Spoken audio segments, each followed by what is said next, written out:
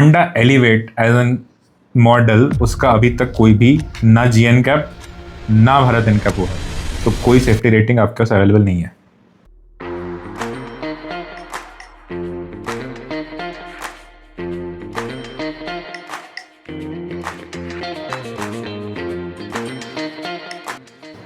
Hello दोस्तों, स्वागत है आपका एक और नए व्लॉग पे जो कि है Honda elevate review for first time buyers part 2। Ready? I am born ready. Okay, let's go. तो एक फैमिली कार में सेफ्टी काफ़ी इम्पोर्टेंस रखती है, तो आप क्या कहना चाहेंगे कि एलिवेट में किस लेवल तक का सेफ्टी है? होंडा एलिवेट को आपका बनाया गया है, जो उसका प्लेटफॉर्म है वो प्लेटफॉर्म लिया गया है होंडा सिटी से। होंडा सिटी का जब क्रैश टेस्ट करवाया गया था ग्लोबल एनकैप में, तब उसको 5 स्टार रेटिंग मिली थी। But Honda Elevate as an model उसका अभी तक कोई भी ना जीएन कैप ना भारत एनकैप हुआ है, तो कोई सेफ्टी रेटिंग आपके पास अवेलेबल नहीं है। होंडा एलिवेट का सेम स्पेक जो जापान में जाता है होंडा WRV, उसका जापान एनकैप में 5 स्टार रेटिंग आई है। तो मैं तो ये मानना चाहूँगा कि जब सेम मॉडल है, सिर्फ उसका नेम प्लेट चेंज है, तो दोनों ही मॉडल की सेफ्टी रेटिंग सेम होंगी। अब बात है दूसरी सेफ्टी पे। एक का हिल स्टॉप असिस्ट, अगर आप किसी भी इंक्लाइन पे हो तो आपकी गाड़ी पीछे नहीं जाएगी, उसका ECU अपने आप टेक केयर करेगा कि वहाँ पे स्टडी रहे। रिगार्डलेस आपने एक्सेलरेशन दिया, सही दिया, गलत दिया, टाइम पे दिया, नहीं दिया, आपकी गाड़ी पीछे नहीं जाएगी। वो हिल है या फिर आपका मल्टी लेवल पार्किंग है, जहाँ पे भी आपकी गाड़ी पीछे नहीं जाती, तो वो एक बहुत बड़ा फैक्टर होता है फर्स्ट टाइम ड्राइवर के लिए। सेकेंड चीज़, होंडा एलिवेट में आती है लेवल 3 ADAS। तो अगर आपके सामने कोई भी ऑब्जेक्ट, पर्सन, कुछ भी आता है, होंडा एलिवेट अपने आप आपका ब्रेक मार देगी, तो आपका एक्सीडेंट होने के चांसेस बहुत कम हो जाता है। बट इसमें एक कैच है, आपका जो होंडा एलिवेट का जो ADAS है वो कैमरा बेस्ड ADAS है। तो मैंने कई बार देखा है, अगर कोई व्हीकल या मान लीजिए कोई भी टू व्हीलर साइड से आता है, तो शायद आपका वो कैमरा बेस्ड ADAS उसको कैप्चर ना कर पाए। तो वो सेफ्टी फीचर है, बट आप उसके ऊपर 100% छोड़ नहीं सकते, आपको सतर्क रहना पड़ेगा। तो सेफ्टी वाइज मैं एक फैमिली मैन हूँ, मुझे तो होंडा एलिवेट काफ़ी सेफ लगता है। मुझे नहीं लगता आपको कोई भी चिंता करनी चाहिए सेफ्टी को लेके। आइसोफिक्स माउंट सीट्स, अगर आपके छोटे बच्चे हैं तो उसकी भी फैसिलिटी है होंडा एलिवेट में, तो आप उनको इंस्टॉल कर सकते हो। और एयरबैग्स कितने हैं? आई थिंक होंडा एलिवेट के इवन बेस मॉडल से आपको 6 एयरबैग मिलता है, तो वो आपकी ओवरऑल राइड को काफ़ी सेफ बना देता है। उसको छोड़ के जो नॉर्मल ADAS का भी फीचर्स रहते हैं, जो आपके रहते हैं आपका लेन असिस्ट। एक चीज़ और मैंने शायद वीडियो में बताया नहीं है, इसमें एक स्पेशल लेन वॉच कैमरा आता है, जिसको आप चालू कर दोगे तो आपका जो भी डिस्प्ले रहता है उसमें आपको लेफ्ट साइड जो भी व्हीकल से फुटेज मिलती रहती है। तो ये सेफ्टी फीचर नहीं है, बट ये आपकी driving for a new driver फिर से बहुत आसान बनाती है। सो अगर आप मुझे पूछोगे कि सेफ्टी में मैं होंडा एलिवेट को कितने नंबर दूंगा 10 में से 8 दूंगा। 2 नंबर में से इसलिए काट रहा हूँ कि इसका भारत एनकैप, जीएन कैप होना अभी तक बाकी है। अगर वो हो जाएगा, मैं एटलीस्ट अपने तौर से बड़ा श्योर हूँ कि उसको अच्छी रेटिंग मिलेगी, but I will like to wait before giving it 10 on 10। Okay, तो अब अगला क्वेश्चन कि एक फर्स्ट टाइम बायर के लिए एक गाड़ी में क्या क्या एस्पेक्ट्स उसको देख के खरीदना चाहिए? मैंने जो आपको होंडा एलिवेट के जो फीचर्स हैं वो पार्ट 1 में बहुत अच्छे से बता रखे हैं, तो सारे ही फीचर मैं बोलूँगा। गाड़ी चूज़ करते वक्त ध्यान रखना चाहिए। अब आते हैं बात की फर्स्ट टाइम बायर को गाड़ी खरीदते वक्त क्या क्या ध्यान रखना चाहिए, कैसे खरीदना चाहिए प्रोसीडियर। ये कोई मेरे ख्याल से ऑटो रिव्यूअर आपको पूरे यूट्यूब को कोई नहीं बताएगा, पर मैं आपको बताऊँगा जो मैंने बहुत सारे लोगों के साथ देख के समझा है। गाड़ी कभी भी जाके आप कोई भी ब्रांड की खरीदो, हड़बड़ी में मत खरीदिएगा। अगर मान लीजिए आपको गाड़ी खरीदनी है जून में, तो आप गाड़ी देख के आओ पिछले साल दिसंबर में जाके। जाइए, सर्वे कीजिए, प्राइस सीट लीजिए, घर आ जाइए। कुछ मत कीजिए, वो महीना पूरा जाने दीजिए।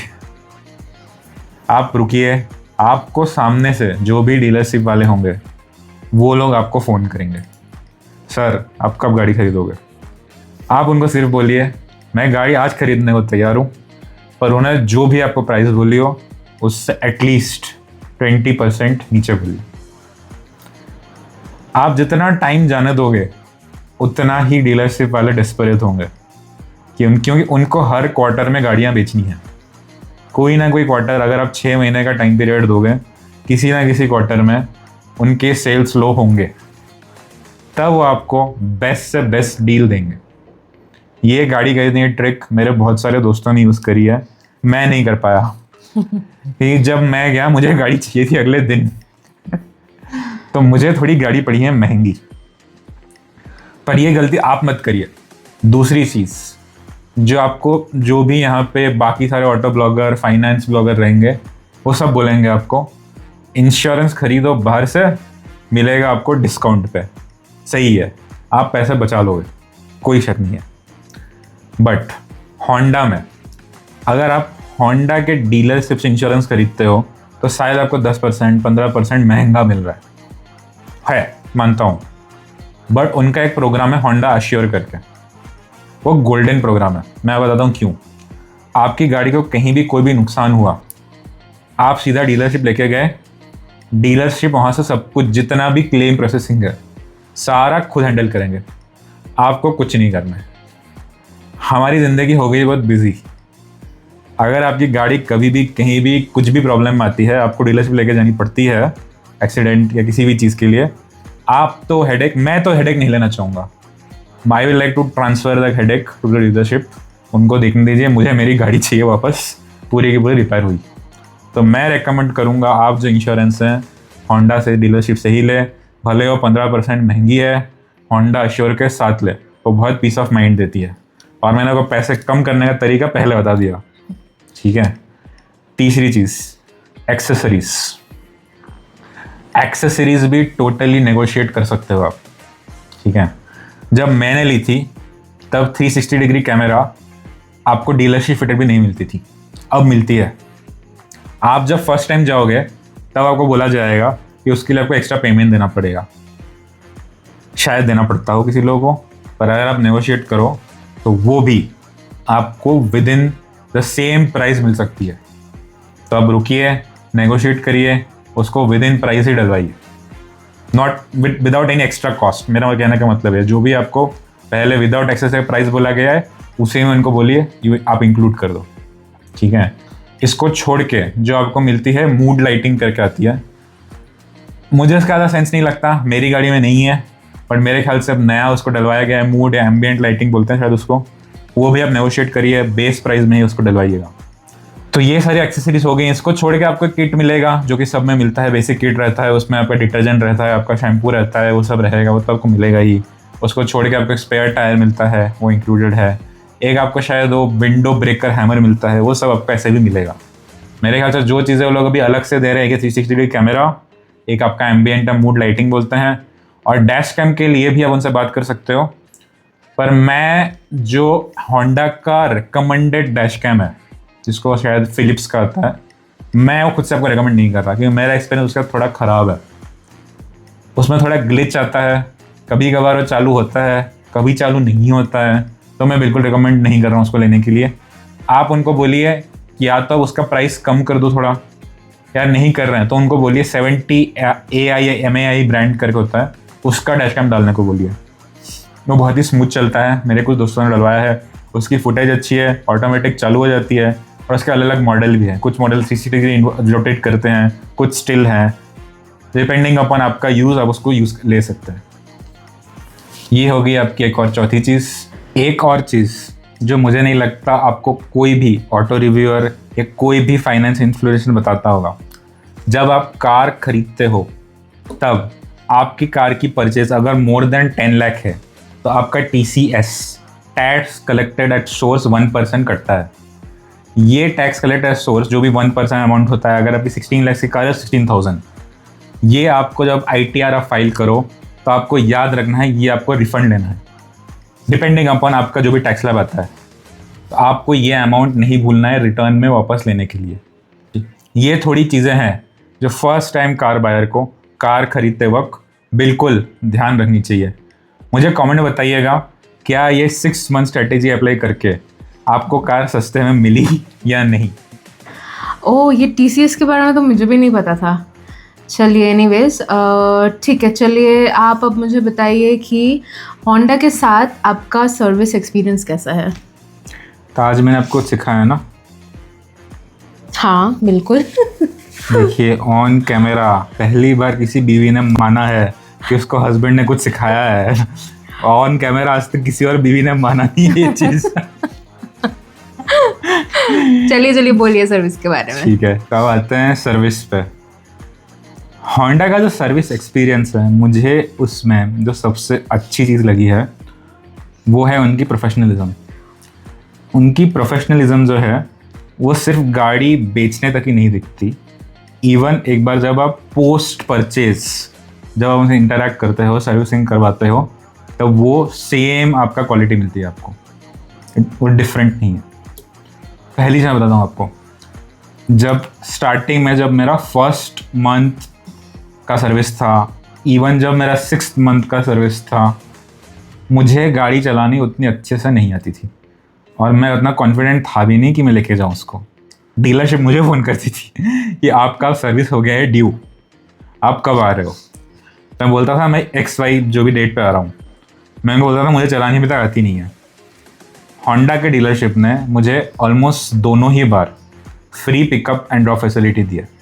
हालांकि मैं साथ में गया था उनके, बट एक ड्राइवर आया, उसने गाड़ी पिकअप करी, सर्विस सेंटर लेके गए। इवन शाम को अगेन वो बोलता था अगर आप आ रहे हो तो हम रुकते हैं, नहीं आ रहे हो तो हम आपका गाड़ी लेके आपके घर पे आ रहे हैं। तो दोनों ही बार मुझे free pickup and drop facility दी, जब भी मैंने उनको बोला कि मुझे अभी तक फुल गाड़ी चलानी नहीं आती। उनका बस ये था आप सर्विस मिस मत करो, ये बहुत क्रिटिकल है। अब ये तो हो गया सर्विस सेंटर तक पहुंचने की कहानी। आप सर्विस सेंटर पहुंचोगे, आप वहाँ पहुंचते ही आपकी जैसे ही एंटर करोगे आपका एक जॉब शीट आ जाता है।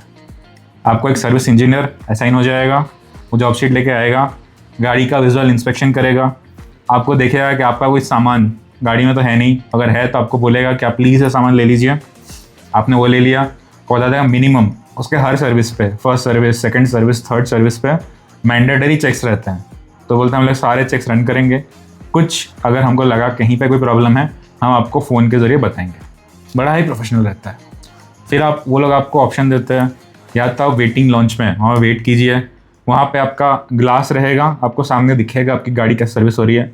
या आप बोलेंगे कि आप घर चले जाइए, सर्विस हो जाएगी तो आप कॉल करेंगे, कोई दिक्कत है तो हमको कॉल करेंगे। फॉर्चुनेटली मुझे अभी तक होंडा एलिवेट में सर्विस में जाके ऐसा कोई कॉल नहीं आया कि बताए कि ये दिक्कत है तो कुछ रिपेयर करना पड़ेगा, ऐसा कुछ नहीं आया। थर्ड सर्विस में आपका सिर्फ ऑयल चेंज होता है, तो उस बार मेरे ख्याल से शायद कुछ मेरा बिल 4000 या 5000 के पास आया था। बाकी दोनों बार फर्स्ट और सेकंड सर्विस में मुझे नहीं लगता मेरा बिल लेस देन 500 रुपीज़ होगा, उससे कम ही होगा। मेरे ख्याल से तो 100-200 रुपीज़ था, पर मैं बोलूँगा लेस देन 500 रुपीज़ होगा, क्योंकि वो ऑलरेडी बिल्टअप रहता है उनके परचेजिंग प्राइस के अंदर। थर्ड सर्विस में भी सर्विस फ्री रहता है, ऑयल चेंज नहीं रहता, तो इसलिए उसका कॉस्ट कुछ 4 to 5000 के आसपास मुझे आया था। और बाकी सर्विसिंग बड़ी स्मूथ रहती हैं, वो लोग हर बार आपको टिश्यू पेपर देंगे, आपके सारे जो भी क्या बोलते हैं स्टेप पेपर या जो भी जो नीचे आपके कारपेट पे आपका जो पेपर रखा रहता है चेंज करके देंगे, पूरी अच्छे से क्लीनिंग करके देते हैं। No issues all and all. कुछ लोग बोलते हैं कि कुछ स्पेयर पार्ट्स मिलने में दिक्कत होती है, मेरे कुछ दोस्तों ने भी बोला है, पर वो किन में होती हैं, जो कि बहुत ही पुराने मॉडल हैं। होंडा में दिक्कत क्यों आती है कि होंडा की गाड़ियाँ चलती इतने साल है कि बहुत सारी गाड़ियाँ 15 साल पुरानी हैं और लोग उनके भी जाके स्पेयर पार्ट मांगते हैं। तो किसी भी कंपनी के लिए 15 साल पुरानी गाड़ी के स्पेयर पार्ट मेंटेन करना एक बहुत ही टफ चीज़ होती है। तब बहुत बार स्पेयर पार्ट मंगाने में या उनकी जल्दी उसको रिप्लेस करने में टाइम लगता है। मेरे ख्याल से जो नए मॉडल्स उनके एलिवेट, नया वाला होंडा मेज या जो नया होंडा सिटी आया है, उसमें मैंने किसी से नहीं सुना अभी तक कि स्पेयर पार्ट में दिक्कत आई है। और होंडा में एक खासियत है कि ज़रूरत ही बहुत कम पड़ती है, उसकी रिलायबिलिटी इतनी अच्छी है, उसकी लाइफ इतनी अच्छी है पार्ट्स की कि सालों साल चलती रहती है। तो ये कहूँगा मेरा है सर्विस का एक्सपीरियंस। अगर ये भी मैं रेटिंग दूँ तो मैं इसको रेटिंग दूंगा एटलीस्ट 10 में से 9 नंबर बनता है बस। तो होंडा की सेल्स इंडिया में काफ़ी ज़्यादा कम है compare to other brands, Honda की और स्पेसिफिकली होंडा एलिवेट की, तो आपको ये कार खरीदते वक्त डर नहीं लगा कि अगर होंडा इंडिया छोड़ के चला जाए तो? ये बहुत ही फेयर क्वेश्चन है। और मैं जब होंडा एलिवेट खरीद रहा था तो मेरे मन में सबसे बड़ा जो डर था यही था, टू बी वेरी फ्रैंक। क्योंकि मैंने देखा है Ford Motors India business wrap up करके वापस अमेरिका चली गई। मित्सुबिशी बीइंग जापानीज कंपनी अपना इंडियन बिजनेस रैप अप करके जापान बिजनेस चली गई। इंडिया मार्केट में अभी भी प्री डोमिनेंसी इंडियन प्लेयर्स या कोरियन प्लेयर्स की है। वही दोनों लॉन्ग रन में इंडियन मार्केट में सक्सेसफुल हो पाए हैं, एक्सेप्ट अगर आप टोयोटा देखोगे जो कि एक स्पेशल नीज पकड़े रखा है उसने। तो ये डर मेरे मन में सबसे ज़्यादा था। तो मैंने थोड़ी इसको लेके रिसर्च थोड़ा बड़ा वर्ड हो गया, मैंने इसको लेके थोड़ी बहुत जानकारी ली थी काफ़ी जगहों से। होंडा का लॉन्ग टर्म विजन है, जितना मैंने नेट पे पढ़ के समझा, इंडिया को एक्सपोर्ट हब बनाने का। इंडिया में गाड़ियाँ बनेंगी, वो गाड़ियाँ पूरे एशियन मार्केट में यहाँ से डिस्ट्रीब्यूट होंगी। अब अगर एक बंदा इंडिया में आके गाड़ी मैन्युफैक्चर कर रहा है तो उसका चांस बहुत कम है कि उसी मार्केट को पूरा छोड़ के चला जाएगा। इवन तो अगर एलिवेट या ओवरऑल होंडा की सेल्स कम है, बट क्योंकि ये उसका मैन्युफैक्चरिंग हब बनने वाला है तो होंडा का इंडिया में रहने का मतलब बहुत ज़्यादा आता है। तो मेरे को कुछ क्लैरिटी, कुछ एश्योरेंस तो वहाँ से मिली थी। सेकंड, अब होंडा ने किसी एक ऑटो एक्सपो में इंडिया के लिए स्पेशली अपना नेक्स्ट 5 to 7 ईयर्स का प्लान बता चुकी है। I think they are going to release something around 7 to 9 models in the coming 5 to 7 years. उसमें एक शायद कुछ अल्फा, ज़ीरो अल्फा ऐसा कुछ मॉडल है, फिर एक होंडा सिटी तो उसने भी निकाल दिया। तो ये सब उसके रिलीजेस प्लान्ड हो गए। तो अब होंडा ने अपना इंडिया स्टैंस काफ़ी चेंज किया है। फर्स्ट, मैन्युफैक्चरिंग हब बनेगा। सेकंड, उन्होंने जो डोमिनेंस अपना इंडियन मार्केट में लूज किया है वो उसको फिर से गेन करने की कोशिश कर रही है। Something for Honda to improve, मैं जो बताना चाहूँगा, they have always been late to the party. Honda Elevate को अगर वो जब नेक्सॉन और उसके आपके किया सेल्टोस नहीं, हुंडई क्रेटा, ये जब सब रिलीज़ हो रहे थे, तब अगर होंडा एलिवेट को रिलीज़ करते, मुझे इसके चांस बहुत ज़्यादा लगते हैं कि होंडा एलिवेट मार्केट को कैप्चर कर लेती। और ग्लोबली होंडा के पास एक से बेहतर एक मॉडल है, उसको बस उनको थोड़ा सा इंडियनाइज करके इंडिया में रिलीज़ करना है। तो मेरे ख्याल से तो धीरे धीरे करके अगर होंडा का मैनेजमेंट थोड़ी अपनी गाड़ियों को इंडियनाइज या इंडियन कस्टमर फ्रेंडली करके रिलीज़ करती है तो चांसेस ज़्यादा है कि कुछ दिनों में आप इंडियन सड़कों पे होंडा को भी काफ़ी वॉल्यूम में देखो। It's very very possible. और सेकंड चीज़, अगर ये नहीं भी होता तो आपके पास एश्योरेंस है, क्योंकि मैन्युफैक्चरिंग हब वो इंडिया को बनाना चाह रहे हैं, तो इंडियन मार्केट छोड़ के जाने का चांस बहुत कम हो जाता है। चलिए, अब एक इम्पॉर्टेंट क्वेश्चन कि होंडा एलिवेट माइलेज कितना देती है? ये तो अपने एक और जापानीज ब्रांड का टैगलाइन चुरा लिया। ठीक है, तो होंडा का माइलेज सिर्फ होंडा का ही नहीं बोलूँगा, आफ्टर आपका E20 पेट्रोल सब गाड़ियों का माइलेज थोड़ा थोड़ा चेंज हुआ है। तो मैं बोलूँगा, अगर मैं थोड़े प्रीमियम पेट्रोल डलवाता हूँ जनरली, या तो मैं XP95 जाता हूँ या पावर 95, इन दोनों में से कोई एक डलवाता हूँ मैं। तो इसमें बैंगलोर में मोस्ट ऑफ द डेज मुझे बम्पर टू बम्पर ट्रैफिक मिलता है। उस तरह की कंडीशन में भी मैं बोलूँगा मुझे करीब 12 to 14 के बीच का सिटी माइलेज मिलता है, विच इज़ वेरी हैंडसम मेरे हिसाब से, क्योंकि गाड़ी बड़ी है, वेट ज़्यादा है, 1.5 लीटर नेचुरल एस्पिरेटेड इंजन है, इस हिसाब से 12 to 14 इन सिटी मेरे हिसाब से अच्छा है। तो मैं एक्स्ट्रा जो मेरा कॉस्ट आता है XP95 का कवर हो जाता है, क्योंकि अगर मैं नॉर्मल पेट्रोल डलवाऊँगा तो मुझे एटलीस्ट 1 या 2 किलोमीटर पर लीटर कम मिलेगा। तो अगर मैं नॉर्मल डलवाया तो ही आपका माइलेज 10 to 12 का हो जाएगा। अब आता है हाईवे के ऊपर। हमारी हाईवे राइड्स थोड़ी कम हुई हैं, बहुत ज़्यादा नहीं हुई, एक ही हुई है अभी तक, पर वो थोड़ी लंबी थी। हम यहाँ से ऑलमोस्ट 2-2.5 घंटे की ड्राइव करके गए थे और फिर वापस 2-2.5 घंटे की ड्राइव करके वापस आया था हाईवे के ऊपर। तब जो मैंने माइलेज देखी थी, सेम आपका XP95 था मेरे गाड़ी में तब भी, वो करीब करीब मुझे मिला था 16 to 19 के बीच में, विच इज़ वेरी हेल्दी मैं बोलूँगा for a car like Honda elevate. वही सेम लॉजिक, अगर आप जाओगे नॉर्मल पेट्रोल के साथ तो आपका 1 किलोमीटर पर लीटर तो डेफिनेटली कम होगा, तो समवेयर बिटवीन आपका 15 to 18 के बीच में आपको उसका माइलेज मिलेगा। ये होगी आपकी माइलेज की बात। अब कुछ चीज़ों को बताना चाहूँगा। सिटी में मुझे आज तक इससे अच्छा कैबिन दिखा ही नहीं। मैं बहुत सारी जर्मन कार्स की भी कैबिन में गया हूँ और मुझे अपना होंडा एलिवेट का कैबिन NVH के लिए सबसे बढ़िया लगता है। मैं भी थोड़ा बायस्ड हूँ क्योंकि ये बहुत ही परफेक्ट कंपोजर ऑफ का NVH है। आपको एटलीस्ट बाहर से हॉर्न सुनाई देता है, पर उतना वो लाउड हॉर्न नहीं सुनाई देता कि आपको बॉदर कर, आपको लगे मैं कहाँ हूँ। ओवरपावरिंग नहीं है, ओवरपावर नहीं करने देता उसको। उस तरह का इंसुलेशन है आपका होंडा एलिवेट का।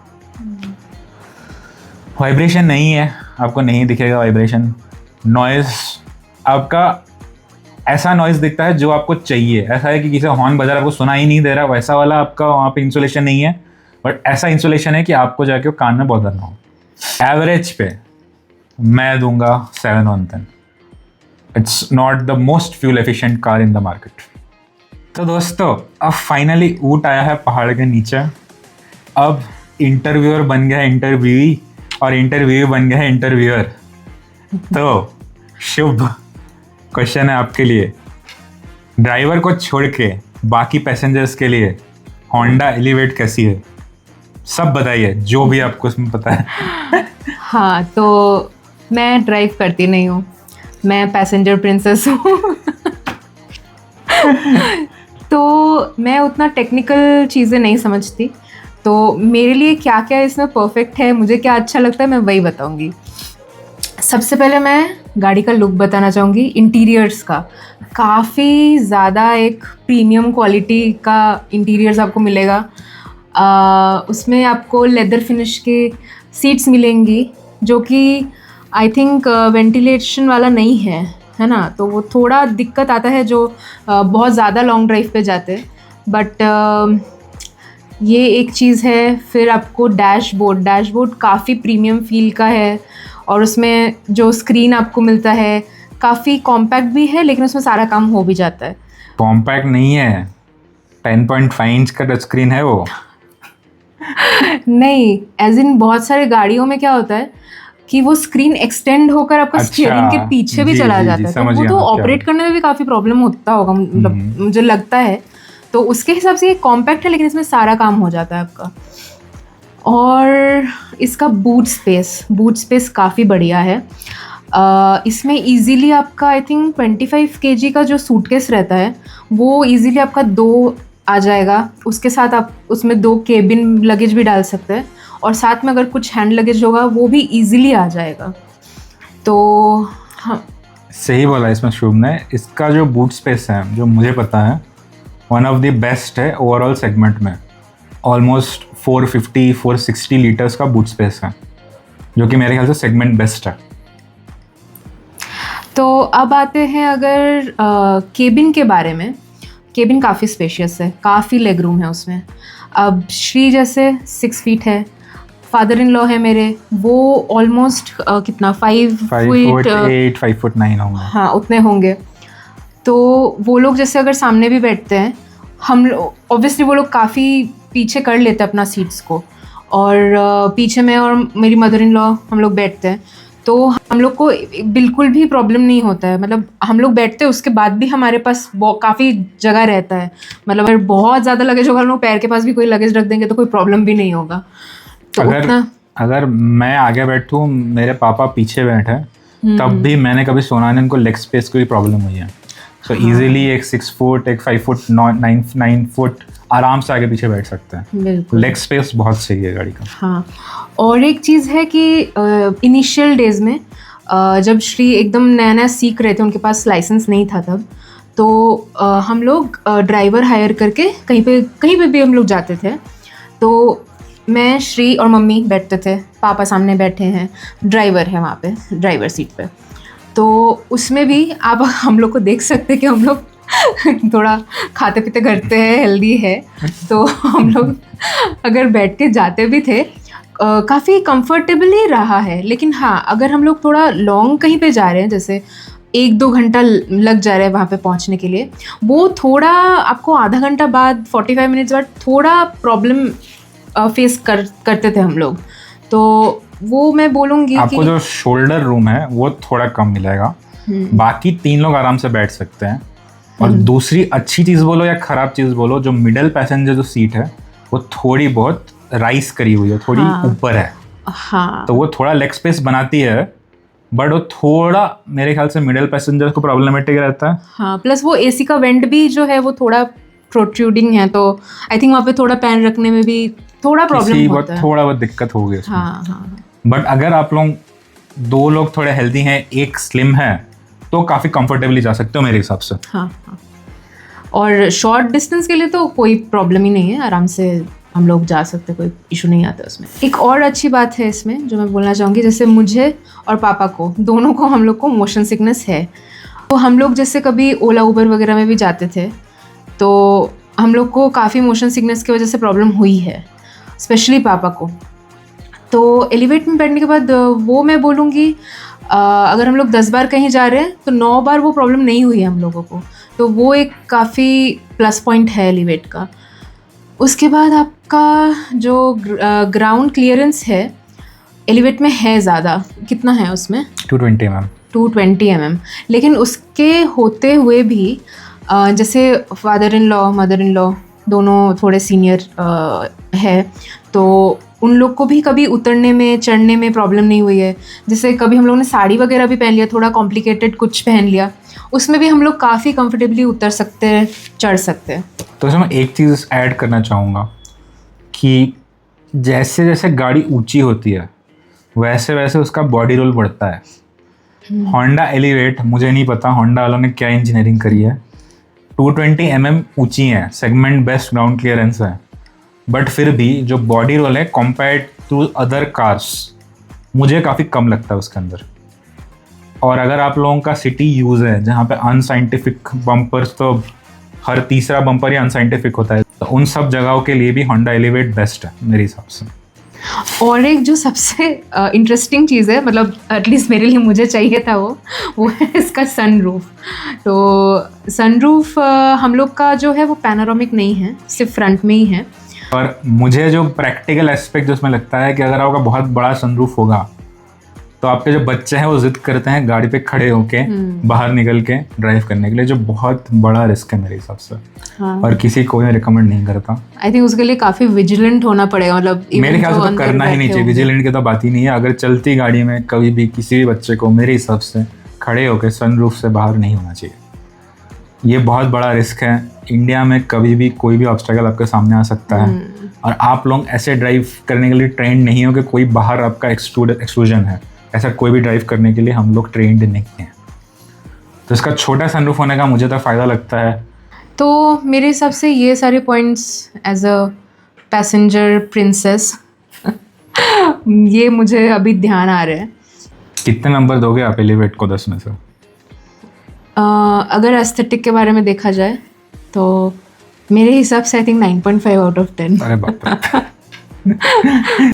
तो दोस्तों, आपको जैसे हमने पहले ही बताया था, हमारा सेकेंड पार्ट करने का मेन इंटेंट ये था कि हम आपके सारे सवालों का जवाब दे सकें। अगर आपने अभी तक हमारा फर्स्ट पार्ट नहीं देखा तो उसको ज़रूर देखें, और आपको उसमें और भी information Honda Elevate from a perspective of first time buyer मिलेगी। अगर कोई भी आपका और क्वेश्चन है हमको कमेंट्स में बताएं, हम आपको उसका भी रिप्लाई 100% करेंगे। तब तक के लिए subscribe to our channel, follow us, share our video, like and comment.